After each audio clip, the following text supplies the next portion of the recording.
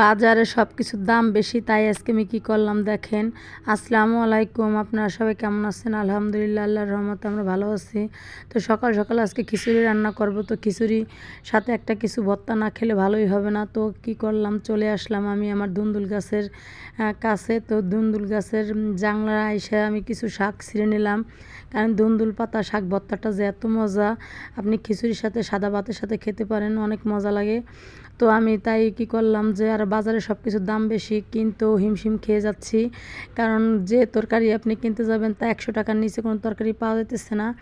তো আমি দেখেন শাকগুলো ছিঁড়ে নিয়ে যেতেছি এখন। তো যেহেতু বাজারে সব কিছুর দাম বেশি, তো কিছু তো পেট তো আর থেমে থাকবে না। তো এর জন্য চলে আসলাম যে সকালে খিচুড়ি রান্না করব, খিচুড়ির সাথে ভর্তা হতে হবে। তো চলে আসলাম, দেখেন সে ছিঁড়ে নিয়ে আমি ভালো করে এখন ধুয়ে নেব। আর যেহেতু এটা বর্ষার শাক, সেটু ভালো করে ধুয়ে নিতে হবে। তো দেখেন আমি কিন্তু আমার ধোয়া পরিষ্কার হয়ে গেছে। তো এখন কিন্তু আমি দেখেন কড়াইতে দিয়ে দিছি।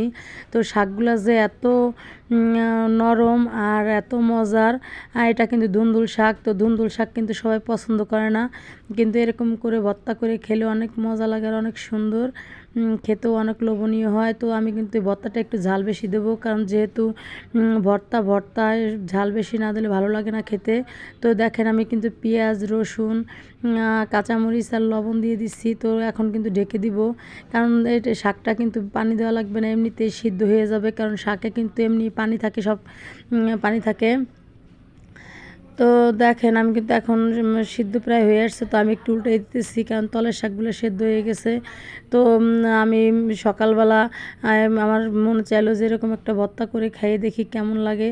তো আপনারা এরকম ভর্তা করে খেয়ে দেখতে পারেন, অনেক ভালো লাগে। আর যেহেতু বাজারের সব কিছুর দাম বেশি, তো সেহেতু একটা বেলা যদি একটু অন্য কিছু দিয়ে করা যায়, তাহলে একটা বেলা একটু এগিয়ে থাকে।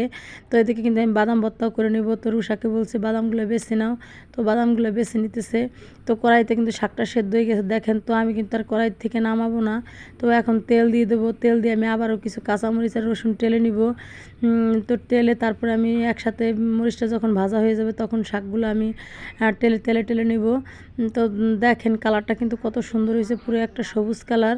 তো আমি একটু আবার ঢেকে দিলাম, এই কারণে যে মরিচটা যাতে আর একটু দমে। তো হয়ে গেছে দেখেন। তো এখন আমি শিলপাটায় বেটে নিব, কারণ ভর্তা আপনি যেরকমই বানান, শিলপাটায় ভর্তা না বাটলে সেই ভর্তার কিন্তু কোনো টেস্টই থাকে না। তো দেখেন আমি কিন্তু শিলপাটায় বেটে নিতেছি। তো যেরকম একটা ঘ্রাণ আসছে, তো দেখতেও সেরকম সুন্দর দেখাচ্ছে।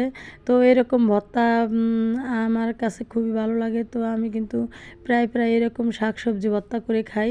তো আমার ভর্তা বাটাটা কিন্তু হয়ে গেছে দেখেন। এখন কিন্তু আমি একটু কাঁচা সরিষার তেল দিয়ে দেবো। কাঁচা সরিষার তেলের জন্য দিব, যাতে ভর্তাটার সেন্টটা কিন্তু আরও ভালো আসবে। তো আমার কিন্তু ভর্তাটা দেখেন মাখানো হয়ে গেছে। তো আমার মনে হইতেছে যে পাটা থেকে খাওয়া শুরু করি, যে যেরকম সবুজ কালার সেরকম ঘেরান, সেরকম দেখতেও সুন্দর হয়েছে। তো যা দেখতে সুন্দর তা খেতেও সুন্দর। দেখেন এই জায়গায় আমি কিন্তু 4 পদের ভর্তা নিয়ে আসছি, একটা কচু শাক, আর এই যে সেই ধুন্দুল পাতা ভর্তা, আর পাশে আছে সরিষা, বাদাম ভর্তা। তো 4 রকমের ভর্তা নিয়ে আসছি। তো 4 রকমের ভর্তা দিয়ে খিচুড়িটা খেতে কিন্তু আমার কাছে বেশ ভালোই লাগছে।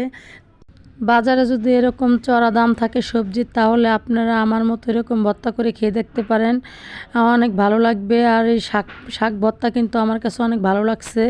তো আপনারা সবাই ভালো থাকবেন, আমাদের জন্য দোয়া করবেন। আল্লাহ হাফেজ।